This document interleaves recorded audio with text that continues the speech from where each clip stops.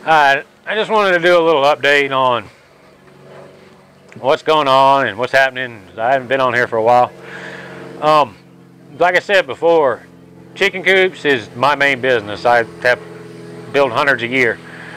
It's been a busy year. I've been working now for 4 months, 7 days a week. I'm tired, worn down, haven't been able to pretty much do anything else. I'm thankful that I'm that busy. That's what pays the bills and allows me to do all this stuff in the wintertime and maybe a little bit at the end of summer. But so I just wanted to do a video, an update on what I'm doing, ideas, stuff like that. Originally, like I said, I built this with the intention of selling it, and there's several reasons for that. I was getting the ideas out. I want to do one bigger, but I just basically, just what I had to work with, so I went ahead and did this one. I want to sell this one, and I want to build a bigger one, and try, other ideas and stuff. So, the problem that I ran into is I made a huge mistake. When I built this, I originally laid the roof pitch out lower, and I didn't like the look of it as well. And I figured if you wanted to do a tiny house on that back wall, you could build a bunk up high enough where you could put a table and a desk area, couch or something underneath, and still have a bunk that's high enough that you could sit up in and would be comfortable. Unfortunately, after I finished it, I had like 4 people that were ready to purchase it, and we found out nobody would move it. I built it 12 foot 5 inches tall. Nobody will move anything over 12 foot because of permits and power lines, I guess. I called everybody I could find. The only people that would move it, it was an actual house mover, and they said it's going to start at $2 grand, which no matter how nice this is, it's not worth $2 grand to move the thing. So thankfully, I might have a situation worked out. The other option was to literally tear the whole roof off, which, like I said, all this is hand done. It's all hand fitted. It would literally be tearing it apart. And at that point, I might as well tear all the way down and use the pieces to build something else. It just complete disaster. So if you're planning on building a building or doing anything like this, do not go over 12 foot tall. It's a lesson learned. But like I said, I've been busy with the coops, but I've been working on different ideas. I found out that I kind of ran myself out of ideas on this building. One of the ideas I had was to curve the windows on the top, which I can do with the frames. It would look pretty neat. The problem I have is I would not be able to trim it and log like I have. I haven't figured quite out, The only way you could do that is if you had a perfectly curved piece of tree, which is pretty much impossible unless you have a whole forest to look through. So yeah, I don't know. I could do the live edge, but even then, I don't have a piece that would curve. So yeah, like I said, you go through ideas. Some are going to work, some are not. I thought about doing the dividers of the windows in sticks, but there's problems with that too. I don't know exactly what's going to happen. The other issue I have is this stupid door. If you've watched the previous videos, I complained about this before. The door warped. It's warped even more now.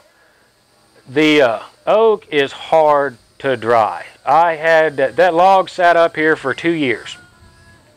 I took it, I cut it up, I brought it down to the shop, I put it inside the shop next to the wood stove, and it stayed in there all through the summer.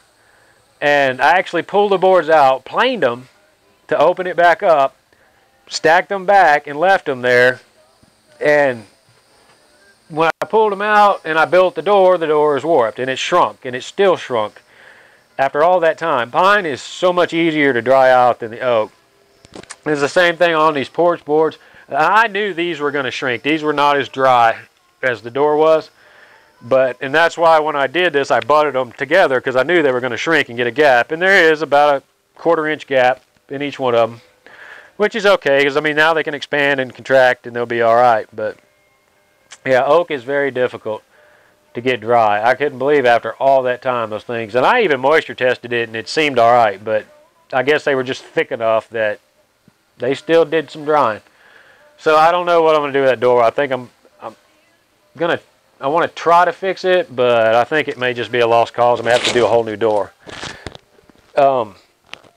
The other issue I have is I did get so busy so early this year that I was not able to get any trees down. I don't have any pines. Unfortunately, on this mountain, I don't have a lot of pine trees. I think there's maybe 2, and one of them is in my front yard. One of them is almost impossible to get to. I've got plenty of oak logs, but pine is scarce. Now, there's pine at the bottom of the mountain. Unfortunately, I don't own that property. But, so yeah, I wasn't... The thing about the trees is you want to cut the trees to do this kind of stuff in the wintertime. That way the sap is down. If you cut them this time of year, they're full of sap. The wood actually turns a really blue. The trees leak white. They gum up everything you're trying to do. It's always a better idea to get them down in the wintertime. Like I said, unfortunately, I was not able to get any trees down. I actually had done a video on an oak log that had fell during the storm. I was doing a video on how I got a log arch and I rigged some winches and stuff, and it was a pretty nice idea. I went to do the video and it turned into an absolute disaster. I lost one of the hooks that I needed, and I got the UTV stuck on the side of the hill. The log is still laying there, so hopefully we'll get back to that. But yeah, I wanted to do another cabin this year, but the problem I'm running into is I don't have any pine logs. I'm not really sure what I'm going to do there. Like I said, I mean, even that, they have to have time to dry. One of the ideas I did have is I did this building in a traditional like house frame, 16 on center studs, and I thought about doing like a timber frame because I do have so many oak logs here, but I don't know if I'm going to do a timber frame quite this size. Like I said, I'm just going through ideas while I'm working, trying to think of new things to do. Guess we'll kind of see what happens this winter, but I don't know with the shortage of logs whether I'm going to be able to get anything done.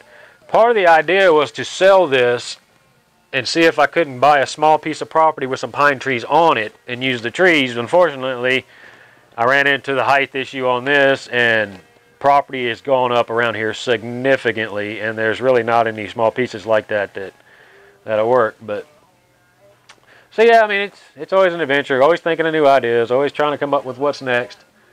I basically just wanted to do an update so you know that, hey, I haven't given up on the channel. It's just that right now I got to build that stuff. I finally caught up. I got a few days break, so I've been up here cleaning up a little bit and seeing what I got for logs, and I might start pulling something up on the sawmill to try to figure out this door situation. I got to figure that out, but just wanted to give you an update. If you're building a building, do not go over 12 foot. Turned into a nightmare. But thanks for watching, and we'll be updating more.